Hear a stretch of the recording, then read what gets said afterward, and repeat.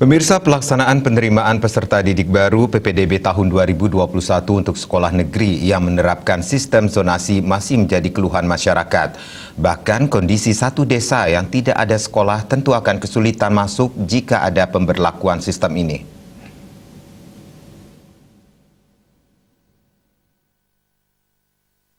Padahal saat kondisi pandemi, masyarakat lebih memilih sekolah negeri karena masalah biaya. Seperti yang dialami siswa-siswi tamatan SMP di Desa Pecatu yang akan masuk jenjang SMA SMK. Menurut Ketua Komisi 4 DPRD Badung Imade Sumerte, persoalan PPDB kembali mencuat di Desa Pecatu, Kuta Selatan, Badung. Kondisi ini dialami siswa setempat terutama terkait zona jarak. Ia mengatakan banyak siswa yang tidak lolos PPDB. Untuk itu, kata Sumerte yang juga kelian Desa Adat Pecatu ini, pihaknya berharap persoalan ini bisa mendapat perhatian dari pemerintah Provinsi Bali.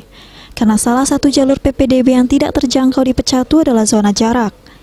Ia berharap mudah-mudahan masalah ini bisa dapat diatasi karena masih banyak siswa yang belum dapat diterima di jalur yang ada.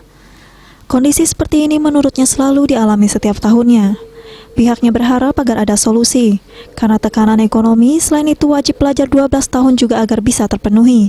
Walaupun sekolah swasta tidak kalah penting juga perannya dalam mencetak kader-kader bangsa yang unggul. Saat ini sekolah negeri diakuinya memang masih menjadi tujuan utama. Untuk di Pecatu, saat ini tamatan SMP akan melanjutkan ke jenjang lebih tinggi ada sebanyak 115 orang.